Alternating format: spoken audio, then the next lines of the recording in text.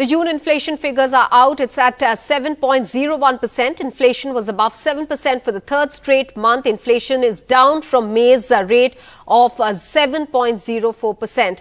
Priyanshi is now with us to decode these figures. Priyanshi?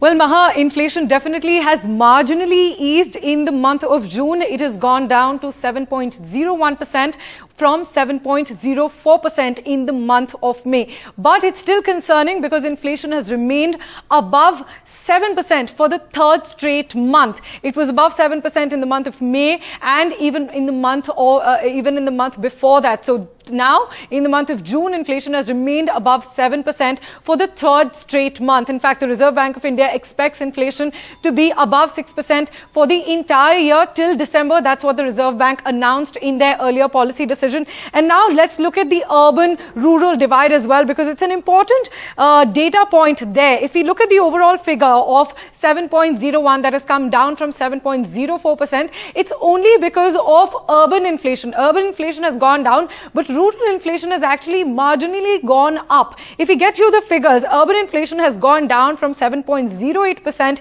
in the month of May to 6.92% in the month of June. But on the other hand, rural inflation has actually gone up from 7.08% to 7.09%.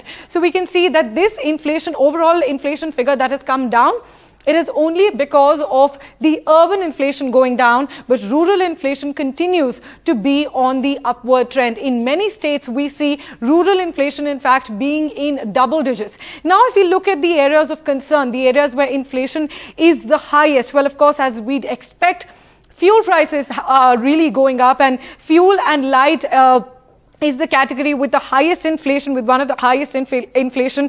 The inflation rate for fuel and light is 10.39%. Following that, we have clothing and footwear at 9.52%. And after that, it's our food. It's what we eat and what we drink, food and beverages at 7.56%. The other categories, if we talk about housing, the inflation for that is 3.93%.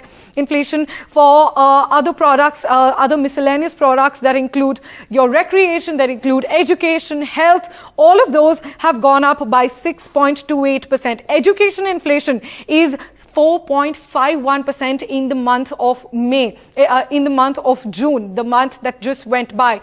So we can see a clear trend of urban inflation going down just this month in the month of June.